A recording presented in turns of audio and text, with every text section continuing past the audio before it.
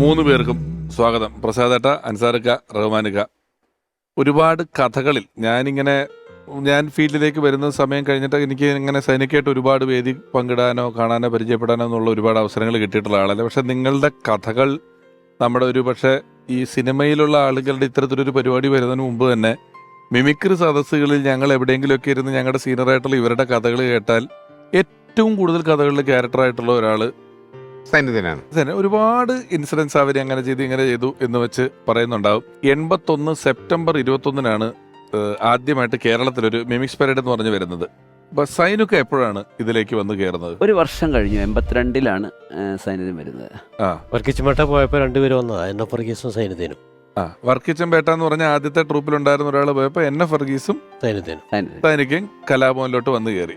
പിന്നെ എത്ര നാളുണ്ടായിരുന്നു സൈന്യത്തിന്? ഒരു 89 വരെ ഉണ്ടായിരുന്നു. 89 അതോ 90 വരെ ഉണ്ടായിരുന്നു. ഞാൻ 90 വരെ ഉണ്ടായി. അതായിരുന്നു സൈന്യത്തിന് ഉള്ള ഒരു കാലഘട്ടം എന്ന് പറഞ്ഞാൽ, സൈന്യത്തിൻ്റെ സ്റ്റേജ് കോമഡി എന്ന് പറയുന്നത് അറിയാമല്ലോ, നമ്മൾ പ്രത്യേകിച്ച് പറയേണ്ട കാര്യമില്ല. അതിനേക്കാളൊക്കെ കൂടുതൽ ഞങ്ങൾ ഈ വണ്ടി കയറിയാൽ ഈ സ്ഥലം എത്തുന്നവരെ, തൃശ്ശൂരാണോ കോഴിക്കോടാണോ തിരുവനന്തപുരമാണോ, അവിടെ എത്തുന്നവരെ ഞങ്ങളെയൊക്കെ ചിരിപ്പിക്കുക എന്നുള്ളായിരുന്നു സൈന്യത്തിന്റെ ഏറ്റവും വലിയ തമാശക്കാര്. അവരെ ചിരിപ്പിക്കുക എന്നുള്ള ഉത്തരവാദിത്തമാണ്. അത് ഭയങ്കരമാണ്. സൈനുദ്ദീൻ സിനിമയിൽ വരുന്നതിന് മുമ്പ് എനിക്കും റഹ്മാനും ഒക്കെ സൈനുദ്ദീനെ അറിയാമായിരുന്നു. കാരണം സിനിമയിലാണോ കലാഭവനിൽ വരുന്നത്? ഇല്ല, നേരിട്ട് സാധാരണ ലൈഫില് സ്റ്റുഡൻസ് ആയിരിക്കുമ്പോ റഹ്മാന്റെ ജസ്റ്റ് സീനിയർ ആയിട്ടായിരുന്നു സൈനുദ്ദീൻ യൂസി കോളേജിൽ പഠിച്ച. യൂസി കോളേജിൽ ഞാൻ മഹാരാഷ്ട്രയിലായിരുന്നു. പ്രിഡിഗ്രി കൊച്ചിൻ കോളേജിലായിരുന്നു. ഡിഗ്രിക്ക് മഹാരാഷ്ട്രയിൽ വന്നു. അപ്പോൾ ഈ കോളേജ് കാലഘട്ടത്തിലൊക്കെ മത്സരങ്ങൾക്ക് പോകുമായിരുന്നു. പ്രത്യേകിച്ച് യൂണിവേഴ്സിറ്റി കൂടാതെ KSUവിൻ്റെ ഒരു സംസ്ഥാന മത്സരമുണ്ട്. അതിന് എനിക്ക് മിക്കവാറും എല്ലായിടത്തും ഫസ്റ്റ് പ്രൈസ് കിട്ടുമായിരുന്നു. പക്ഷെ ഒരു പ്രാവശ്യം മാത്രം ഞാൻ സെക്കൻഡായി. അത് ഹിന്ദി പ്രചാര സഭ ഹാളിൽ വെച്ചായിരുന്നു കോമ്പറ്റീഷൻ. എനിക്ക് ഇന്നലെ കഴിഞ്ഞ മാതിരി ഓർമ്മയുണ്ട്. അപ്പം ഞാൻ വിചാരിച്ചു ഈ ഫസ്റ്റ് ആരാണ് ഒന്നൊന്ന് അന്വേഷിക്കണമല്ലോ എന്ന് വെച്ച് കാണാൻ വന്നപ്പോൾ തടിച്ച് കുടവയറായിട്ടൊക്കെ ഒരാൾ യൂസി കോളേജിൽ നിന്ന് വന്ന സൈനുദ്ദീനാണെന്ന് പറഞ്ഞു. അവൻ അന്ന് രാമൻ കാട്ടിലേക്ക് പോകുന്ന ഒരു സംഭവമൊക്കെ പറയണം. അത് പല ഭാഷയിലുള്ള ആൾക്കാരോ, ഷേണായി, മുസ്ലിം, കമ്മത്ത്, ഇന്റർനാഷണൽ ഫേമസ് സാധനമായിരുന്നു അവൻ കളിച്ചത്. അത് അവന് കളിച്ച് ഫസ്റ്റ് കിട്ടി. പിന്നെ ഞങ്ങൾ പല സ്ഥലത്തും മത്സരത്തിന് പോകലാണ്. അതിൻ്റെ ഇടക്കാണ് ഒരു മത്സരത്തിന് പോയപ്പോൾ പെട്ടിയായിട്ട് ഒരാൾ, CAD നസീർ പറഞ്ഞ പോലെ ഒരാൾ വന്നു. ഒരു ലൈബ്രറിയിൽ ഈ സഹൃദയ വായനശാല കലൂര്, CAD നസീർ പറഞ്ഞ ഒരു പെട്ടിയൊക്കെ ആയിട്ട് ഒരാൾ വന്നു വിഗ് വെക്കുന്ന. അതാണ് NF വർഗീസ്. ജോലിക്ക് പോയിട്ട് വന്നവരുവാ. റെപ്രസെന്റേറ്റീവ് ആണല്ലോ. JMCO എന്ന് പറഞ്ഞൊരു കമ്പനിയിൽ റെപ്രസെന്റേറ്റീവ് ആയിരുന്നു. അതിൻ്റെ ഇടയിൽ നാടകം കളിക്കാം. നാടകത്തിന്റെ പേരെന്താ ഓർമ്മയുണ്ടോ? Gems engineering. നാടകം അഭിനയിച്ചിരുന്നില്ലേ? ബ്രഹ്മം. പിന്നെ വേറൊരു ഫേമസ് ഒരു പ്രൊഫഷണൽ അതും അതിനിടയിൽ മിംഗ്സ് പരേഡിനൊക്കെ വരും പുള്ളി. അങ്ങനെ കാലഘട്ടമാണ്. അങ്ങനെയാണ് ഇവർ റഹ്മാനാണെന്ന് തോന്നുന്നുണ്ട് സൈനുദ്ദീനെ എടുത്ത് പറഞ്ഞു. ഞാനും റഹ്മാനൊക്കെ കൂടെയാണ് സൈനുദ്ദീനെ വിളിക്കാൻ പോണത്. കളമശ്ശേരിയിൽ റോഡ് ട്രാൻസ്പോർട്ടിങ്, അന്ന് ഒരുപാട് ട്രാൻസ്പോർട്ടിങ് ആൾക്കാരുണ്ട്. അവിടെ അവന് ക്ലർക്കായിട്ട് ജോലിയാണ്. അപ്പം ഞങ്ങൾ പറഞ്ഞു, നീ ഉണ്ടായിരുന്നു വിളിക്കാൻ പോയപ്പോൾ? ഞാനും ഇവനും സിദ്ദീഖോ. നീ ഉണ്ടായില്ല? ഞാൻ ഉണ്ടായില്ല. എന്നെ വിളിക്കാൻ വേണ്ടി കളമശ്ശേരി പോയി ഉണ്ടോ ഇങ്ങനെ കലാഭവനിലേക്ക് ആണ് നിന്നെ ഒരാൾ പോയി, പകരം നിനക്ക് വരണം. ഞാൻ വരാം, കുഴപ്പമില്ല, അവിടെ ജോലിയുണ്ട് എന്ന് പറഞ്ഞു. അപ്പം ഞാനൊരു 100 നോട്ട് എടുത്ത് കാണിച്ചു കൊടുക്കണ്ട. അവന് ഞാൻ പറഞ്ഞു, നിനക്ക് അഡ്വാൻസ് 100 രൂപ, വെറുതെ അച്ഛൻ തന്നൊന്നുമില്ല, എൻ്റെ കാശെടുത്ത് 100 രൂപ കാണിച്ച്, ഇന്ന് 100 രൂപ അവൻ തട്ടിപ്പറിച്ച് അവന് കിട്ടി. ചോദിച്ചിട്ട് തിരിച്ചു തന്നില്ല. പിന്നെ പ്രസാദിനുമായിട്ടും ഒരു ഡെയിലി വിളിക്കുകയൊക്കെ ചെയ്യുന്ന ബന്ധമല്ലായിരുന്നോ? അതെ. ഞങ്ങളിപ്പോൾ കലാഭവനിലുള്ള സമയത്തും, കലാഭവൻ വിട്ടിട്ട് കുറേ വർഷം ഉണ്ടായിരുന്നില്ല, 10-12 വർഷം. അപ്പം മിക്കവാറും എല്ലാ ദിവസവും എറണാകുളത്തുണ്ടെങ്കിൽ രാവിലെ 8 മണിക്ക് സൈന്യത്തിൻ്റെ കോൾ ഉണ്ടാവും. അതൊരു വർഷങ്ങളുടെ ഒരു. അതുപോലെ തന്നെയായിരുന്നു മറ്റൊരു വ്യക്തി ആവേലച്ചനും. അപ്പോൾ ഇവർ രണ്ടുപേരും ഏകദേശം അടുത്തടുത്താണ് നഷ്ടപ്പെട്ടത്. അപ്പോൾ ഈ സൈന്യത്തിൻ്റെ വിളി എന്ന് പറഞ്ഞാൽ ഇരുന്ന ഒരു 15 മിനിറ്റ് മുമ്പ് കഴിഞ്ഞ ദിവസങ്ങളിൽ നടന്ന ഷൂട്ടിൻ്റെ വിവരങ്ങൾ, അന്ന് ആരൊക്കെ ഉണ്ടായിരുന്നു, അന്ന് എന്തൊക്കെ സംഭവിച്ചത്, ഈ കഥകൾ മുഴുവൻ. ഞാൻ മലയാള സിനിമയിൽ ഇല്ലെങ്കിലും ഈ സിനിമാ കഥകൾ മുഴുവൻ അറിയുന്നത് ത്രൂ സൈന്യത്തിൻ്റെ കൂടെയാണ്. അങ്ങനത്തെ ഒരു ബന്ധമുണ്ട്. ഈ വിളി എനിക്കും കിട്ടുമായിരുന്നു. എല്ലാ ദിവസവും രാത്രി എന്നെ വിളിക്കുന്നത് സൈന്യത്തിനായിരിക്കും. കോൾ വന്നാൽ വൈഫ് പറയും, ആ സൈന്യത്തിനായിരിക്കും കേട്ടാന്ന്. സൈന്യത്തിനായിരിക്കും ലാൻഡ് ഫോൺ വിളികളുള്ള സമയത്തുള്ള വിളികളായിരിക്കുന്നത്. അദ്ദേഹത്തിന്റെ പേരിലൊരു കാസറ്റ് ഇറങ്ങി ആരക്കണം, സൈനുദ്ദീൻസ് കോമഡി എന്ന് പറഞ്ഞൊരു വീഡിയോ കാസറ്റ് ഇറക്കി വീട്ടെടുക്കുക എന്ന് പറയുന്നത് വലിയ കാര്യമല്ലേ? അതെ. സൈനുദ്ദീൻ ഈ UC കോളേജിൽ പഠിച്ചുകൊണ്ടിരിക്കുമ്പോൾ ഒരു സംഭവം എന്ന് വെച്ചാൽ, കൊമേഡിയൻ ആണല്ലോ പുള്ളി. പുള്ളി ഇല്ലാത്തൊരു നാടകം അവതരിപ്പിച്ച് ഇന്റർ കോളേജിൽ പോയിട്ട് ഫസ്റ്റ് പ്രൈസ് കിട്ടി. അതിലെ നായകനായിരുന്നു ബെസ്റ്റ് ആക്ടർ. അത് കഴിഞ്ഞിട്ട് അടുത്തൊരു സ്ഥലത്ത് ഇന്റർ കോളേജ് മത്സരത്തിന് പോയപ്പം ആ നായകനെന്ന് ഇല്ല, പനിയെന്നും ആയിരുന്നു. അപ്പോൾ ആ നായകന്റെ റോള് സാന്നിധ്യം ചെയ്തു. അപ്പൊ അവിടെ ചെന്നപ്പോൾ ബെസ്റ്റ് കൊമേഡിയൻ കിട്ടി. നടന്ന സംഭവം അല്ലേ? നടന്നല്ലേ? നടന്ന സംഭവം. ഇവർക്ക് എല്ലാവരും ഒരേ നാടകം ഒരേ ക്യാരക്ടർ. ഒരേ ക്യാരക്ടർ. അതായത് ഹീറോ സീരിയസ് ആയിട്ടൊക്കെ അഭിനയിക്കുന്ന വേഷം. നീ എവിടെ നിൽക്കൂ എന്നൊക്കെ പറയുന്നത് അന്നിങ്ങനെയൊക്കെയുള്ള ഡയലോഗുകൾ. ആ സാധനം സൈനിധ്യം അഭിനയിച്ചിട്ട് ബെസ്റ്റ് കൊമേഡിയൻ വേറൊരു ഇന്റർ കോളേജ് മത്സരത്തില്. എന്തിന് ഞാനൊക്കെ യൂസി കോളേജിൽ ആദ്യമായിട്ട് ഞങ്ങൾ രണ്ടുപേരും ഒന്നിച്ചാണ് ഒരു നാടകത്തിൽ അഭിനയിക്കണേ. അന്ന് സൈനിധ്യം ഹ്യൂമർ തന്നെ ചെയ്തത്. ഹിറ്റ്ലർ എന്ന് പറയുന്ന ചിത്രത്തിലെ കഥാപാത്രം, അതിൽ ആ പേര് ഓർത്തുകൊണ്ട് വന്നിട്ട് അടിപൊളി 2 പരിപ്പൂട അത് പുള്ളി സ്വന്തം കൈന്നിട്ടേക്കണേ.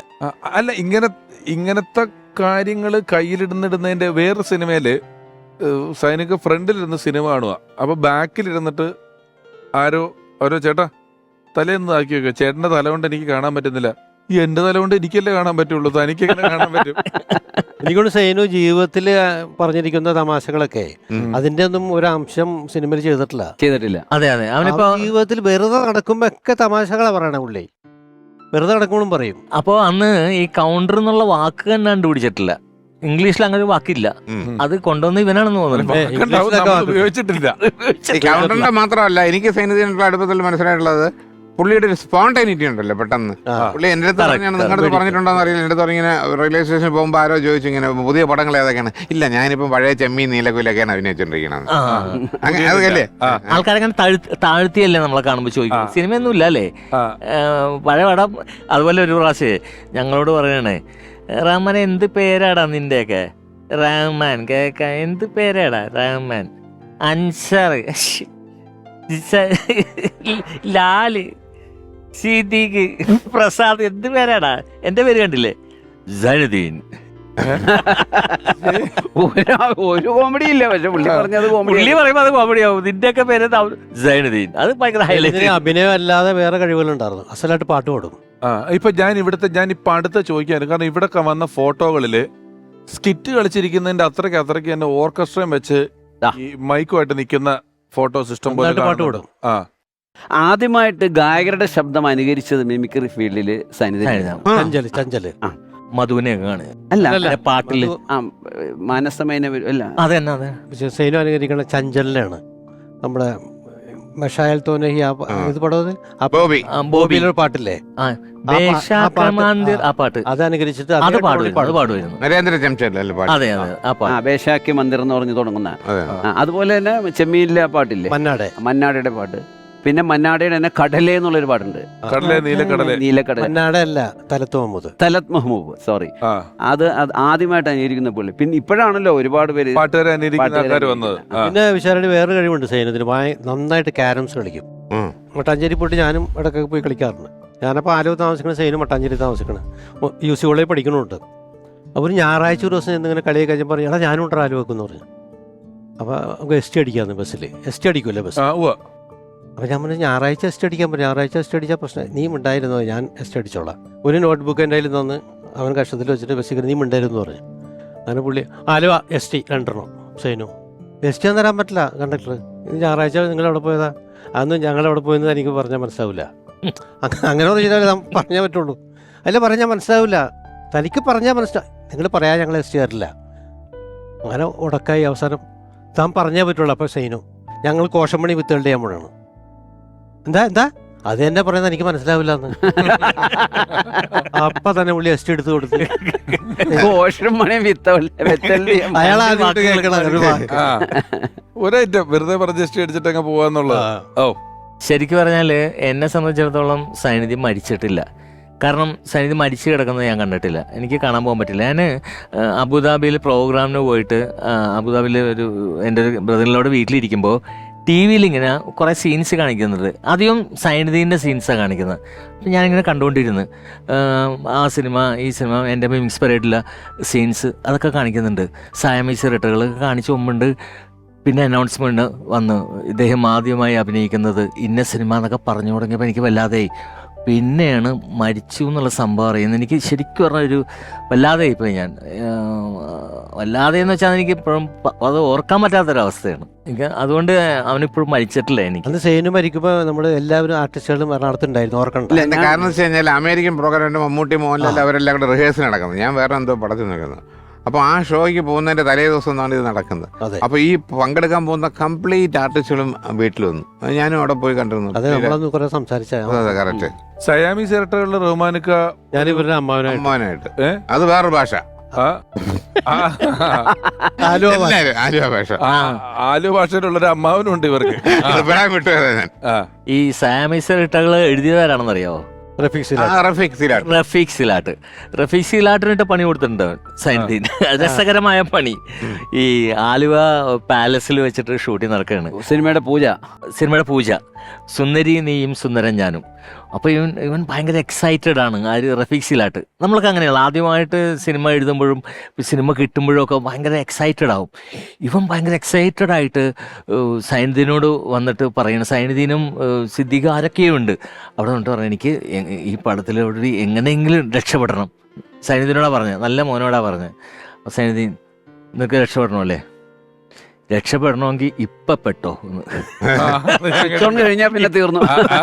രക്ഷപ്പെടണമെങ്കിൽ ഇതാണ് സമയം, രക്ഷപ്പെട്ടോളാം, ഇത് കഴിഞ്ഞിട്ട് രക്ഷപ്പെടാൻ പറ്റില്ല. ഞാൻ കേട്ട കഥയാണ്, നിങ്ങളുടെ കൂട്ടത്തിൽ ആരോ ഈ സുകുമാരൻ സാറിന്റെ ശബ്ദം അനുകരിച്ചു. അത് ആരാണ് ശരിക്കും ആ കഥയില്? എനിക്ക് ഉണ്ടോ ആ മനനെ ഇരിക്കണ ഈ അൻസാർക്കായിരുന്നു അതാ? അല്ല അത് രമേശ, അത് പിഷുവിന്റെ കളിയാണ്. അല്ല, എനിക്കിത് ഞാൻ ഏതോ കാലത്ത് ഈ സൈനികയുടെ ഇങ്ങനെ കഥകൾ എന്റെ കേട്ട കഥ മാത്രമല്ല, എനിക്കിതിന് ആളാരാന്നുള്ള എനിക്കറിയില്ല. അല്ല അത് ഞാൻ പറയാം കാരണം എനിക്ക് വിട്ടുവന്നേക്ക്. കാരണം അതിന്റെ ക്ലൈമാക്സ് പ്രസാദാണ്. അങ്ങനെ ക്ലൈമാക്സ് അതാണ് സൂപ്പർ ക്ലൈമാക്സ് ആയിരുന്നു. ഇപ്പോഴും പറഞ്ഞില്ല ആലൊക്കെ ചിരിക്കും, സിദ്ദിഖുള്ളപ്പോഴും അത് ചിരിക്കുമായിരുന്നു ആ കാര്യം പറഞ്ഞിട്ട്.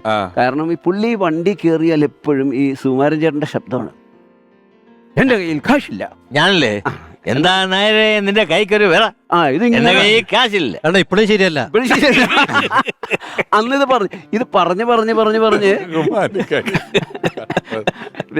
രമേശ ഇത് പറഞ്ഞ് ഞങ്ങൾ പറയും ഇത് സ്റ്റേജിൽ കളിക്കാൻ പറ്റൂല എന്ന് പറയും. അങ്ങനെ ഒരു സ്റ്റേജിൽ ഞങ്ങൾ തൃശ്ശൂരിനപ്പുറത്തൊരു സ്റ്റേജിൽ പോയപ്പം ഭയങ്കര കയ്യടി. കോളേജിൽ എന്ന് പറഞ്ഞാൽ കോളേജിൻ്റെ അറിയാമല്ലോ, കയ്യടിയുണ്ട്. അപ്പോൾ പറഞ്ഞു ഞാൻ സുമാരണ്ട ഇതാകുമ്പോൾ കൈഡി കിട്ടിക്കോളും എന്ന് പറഞ്ഞു. എല്ലാ ഐറ്റംസും കയ്യടിയാണ്. പുള്ളി അറിയാം അടുത്തതായിട്ട് ശ്രീ സുകുമാരൻ. അന്ന് പാളിപ്പോയി പിഷു. പാളിയല്ല, ഒരു കൂവലങ്ക തുടങ്ങി. എന്നോർക്കണ്ട് കൊടുങ്കാറ്റ് പോലെ ഇരുന്ന് കയ്യടി സുകുമാരൻ എന്ന് പറഞ്ഞപ്പോ അതേപോലെ കൊടുങ്കാറ്റ് പോലെ ഇരുന്ന് കൂവലും പറഞ്ഞു കഴിഞ്ഞപ്പോ ഇത് മറക്കൂലത്. ഇത് കഴിഞ്ഞിട്ട് പിന്നെ എല്ലാവരും സൈലന്റാ. പരിപാടി കഴിഞ്ഞിട്ട് ആരും അങ്ങോട്ടും ഇങ്ങോട്ടും സംസാരിക്കുന്നില്ല. കാരണം അത്രയും ഷോക്കായി പോയി എല്ലാവരും. ഇത് കഴിഞ്ഞ് എല്ലാവരും പെട്ടിയൊക്കെ കയറ്റി വണ്ടി കയറി വണ്ടിങ്ങനെ തിരിച്ചിങ്ങനെ പോയിക്കൊണ്ടിരിക്കുക. അപ്പോഴും സൈലന്റ്. തൃശ്ശൂരെത്തി റൗണ്ടിലെത്തുമ്പം നമ്മളിവിടെ കട്ടൻ ചായ പിടിക്കാൻ ഇറങ്ങും, ഓംലെറ്റ് കഴിക്കാൻ ഇറങ്ങും. അപ്പോഴും സൈലന്റ്.